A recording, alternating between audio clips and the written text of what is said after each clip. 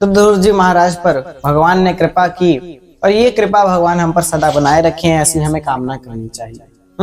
भगवान पृथु का भी अवतार हुआ है, सभी अवतारों में श्रेष्ठ भगवान पृथु का अवतार हुआ है। पृथु के रूप में भगवान ने अवतार लिया है। देखिए कितनी पावन कथा है, श्रवण करिए। भगवान पृथु ने पृथ्वी पर अवतार लिया और जब अवतार लिया तो अपने अवतार में उन्होंने सारी पृथ्वी को गाय बनाकर समस्त औषधियों का दोहन किया। इस पृथ्वी को गौ माता का रूप देकर के उससे समस्त औषधियों का दोहन किया और जितनी औषधियां निकली जगत कल्याण में लगाई गई। तो ये भगवान ने अपनी उदारता दिखाते हुए भगवान ने इस सृष्टि का कल्याण किया है। सारी वनस्पतियां, सारी जितनी औषधियां थी, भगवान पृथु ने पृथ्वी का दोहन करके ही निकाला। पृथ्वी रूपी गाय का दोहन किया और उससे औषधियां प्राप्त की। भगवान का ये अवतार बड़ा ही रमणीय अवतार, बड़ा ही सुंदर अवतार है।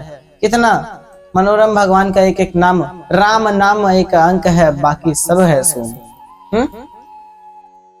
राम नाम एक अंक है, बाकी सब शून्य है।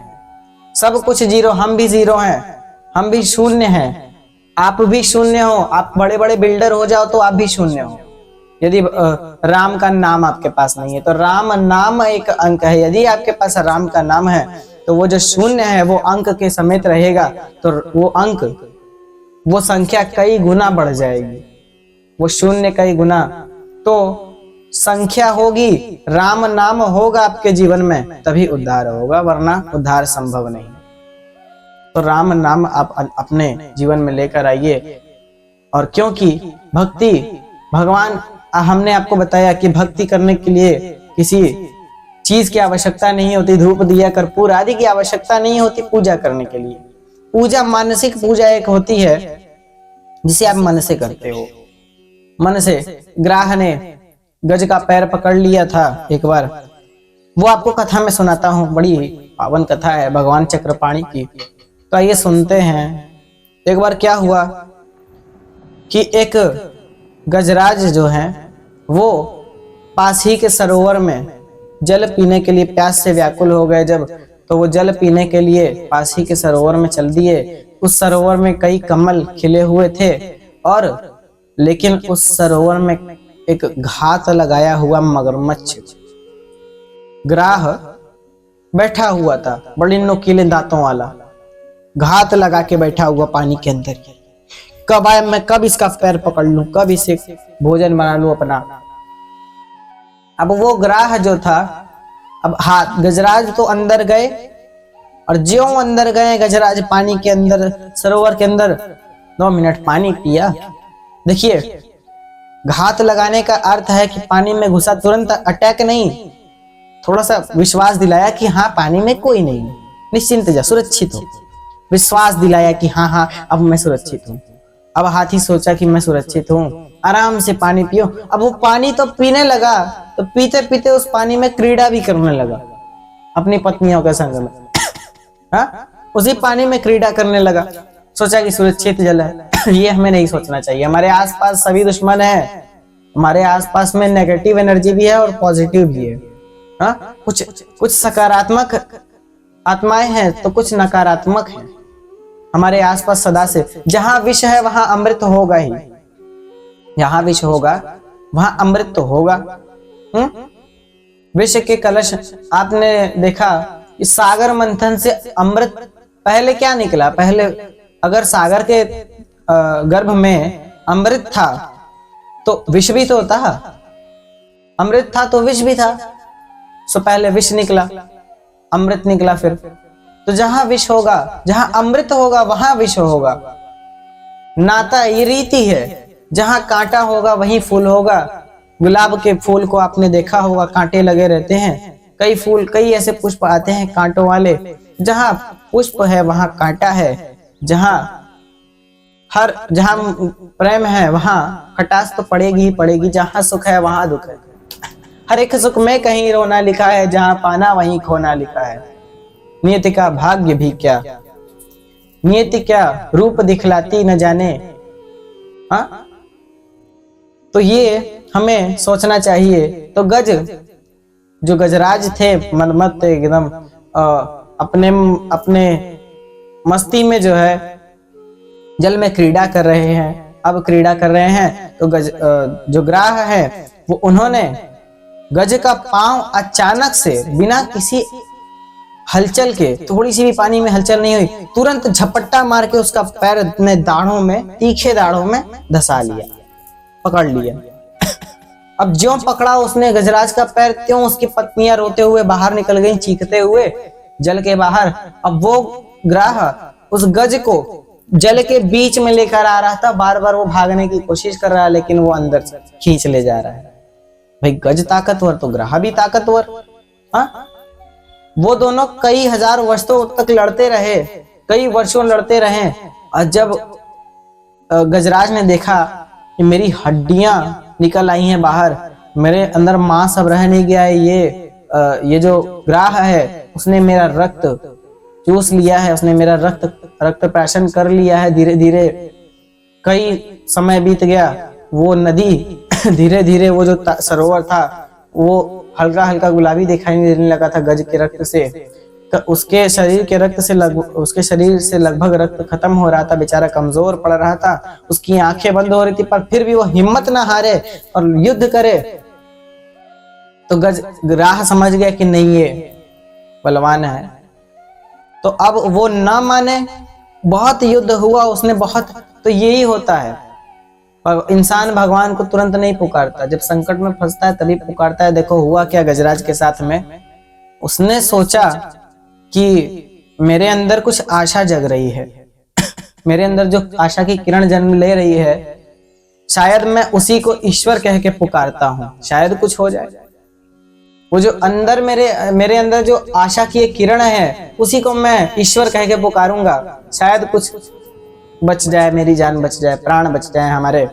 तो उसने क्या किया, अपनी सूंड में कमल लिया और भगवान को पुकारा, हे प्रभु, हे चक्रपाणी, हे अनंत शक्ति भगवान, आप आइए और मेरा उद्धार करिए।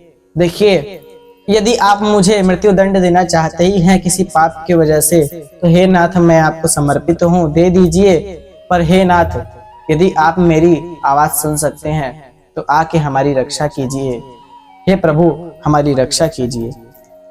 पुकारा उसने, ऐसी हाथ पुकार सुन के भगवान भी रीझ गए, तुरंत गरुड़ की पीठ पर वहां चढ़कर आए और अपने भगवान चक्रपाणी गरुड़ की पीठ पर चढ़कर आए और उन्होंने अपने सुदर्शन चक्र से ग्राह का मस्तक उखाड़ डाला।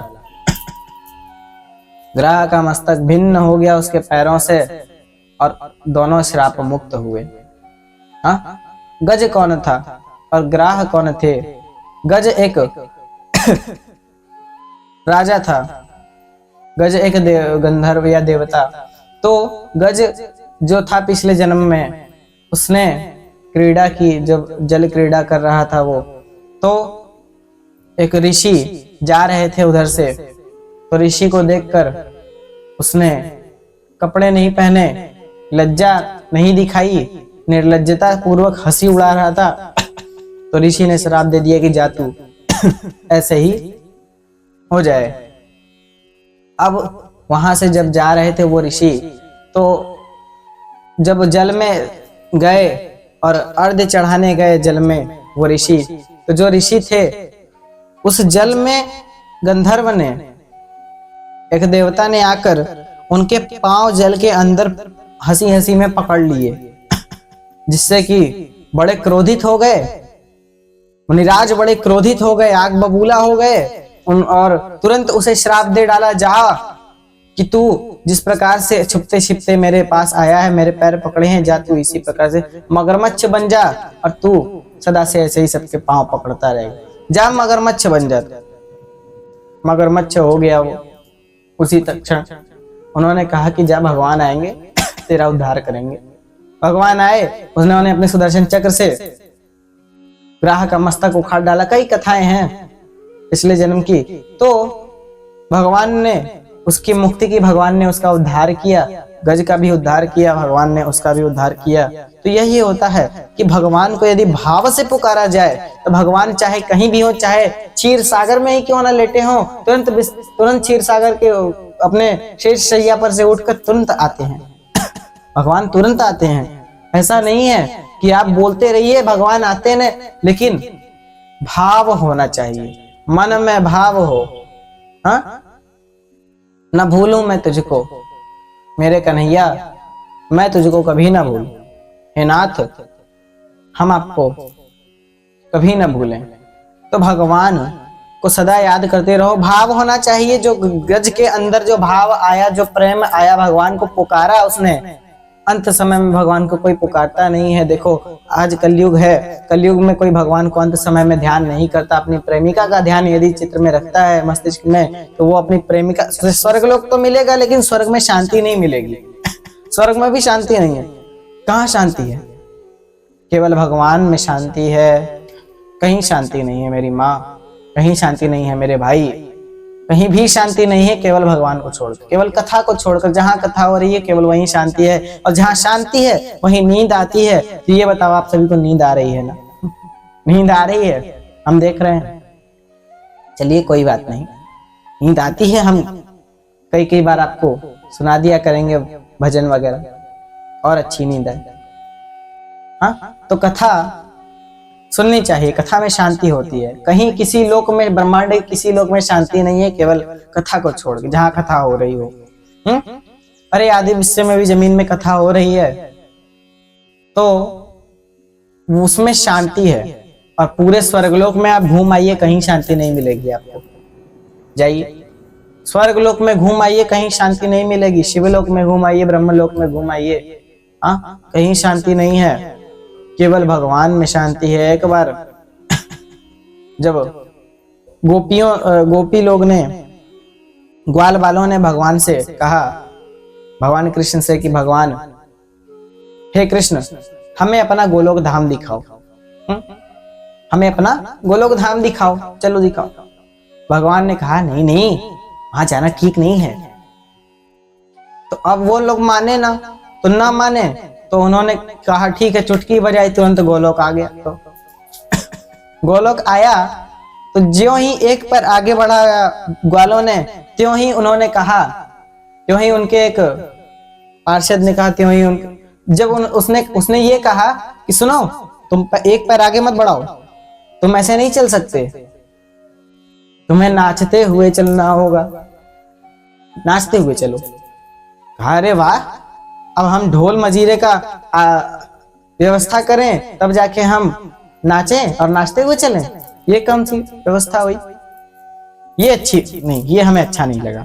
अब उन्होंने कहा चुप, बोलो भी मत, तुम्हारे बोलने का तरीका गलत है। बोले क्या, कैसे, क्यों ऐसा बोल रहे हो? बोले तुम लोग यहाँ गा के बोलोगे, यहाँ गा के बोलने का नियम है, नाच के चलने का नियम है। बोले वाह, अब हम गाना वगैरह की व्यवस्था करें, तबला वगैरह की व्यवस्था करें, ढोल मजीरे की, तब हम गाना गाए, तब हम आपको बोले? ये क्या हुआ? नहीं, हमें अच्छा नहीं लगा। भगवान बोले अब तो समझ गए ना कि इस गोलोक से श्रेष्ठ तो मेरा वृंदावन है, यहां मेरा व्रज है। गोलोक जो ऊपर है उसी का प्रतिरूप यहां ब्रज कहा जाता है, वही गोलोक है। वहां श्रेष्ठ नहीं है भगवान, यहां श्रेष्ठ है। गोलोक ये असली गोलोक है, भूलोक पर वो असली गोलोक नहीं। तो भगवान से भक्ति ऐसी, प्रीति रखो, हाँ, परमेश्वर में प्रीति रखो परमेश्वर में, और न दूजा कोई, केवल भगवान में प्रीति होनी चाहिए, क्योंकि वही तारेगा और कोई नहीं तारेगा। तारा है सारा जमाना, तो नाथ हमको भी तारो। भगवान सबको तारेंगे, चिंता न कीजिए। चिंता जहां होगा वहां विश्वास नहीं होगी, और वहां जहां विश्वास नहीं होगी वहां भगवान नहीं होंगे, क्योंकि हमने आपको बताया था कि भगवान विश्वास में होते हैं, मूर्तियों में नहीं। तो अपना विश्वास बनाए रखिए, अपना विश्वास हमें दीजिए, अपना विश्वास इस दास पर अपना विश्वास बनाए रखिए। हम आपको बोलते हैं, हम आपको विश्वास दिलाते हैं कि भगवान को आपके हृदय में प्रतिष्ठित हम करके तभी यहां से जाएंगे। आपने यदि हमारे ऊपर विश्वास किया है तो हम आपको ये आश्वासन देते हैं कि यदि आपने हमारे ऊपर विश्वास किया है तो हम आपके हृदय में बिहारी जी भगवान को प्रतिष्ठित करके रहेंगे। ये हमारा आपसे वचन है। जय श्रीमन नारायण। भगवान का मंत्र जपते रहिए, बस भगवान में ही अपना मन लगा दीजिए। बेटा बहू सास ससुर को छोड़िए, बस अपना भगवान में मन लगा दीजिए, बाकी सब तर जाएगा, सबका कल्याण होगा।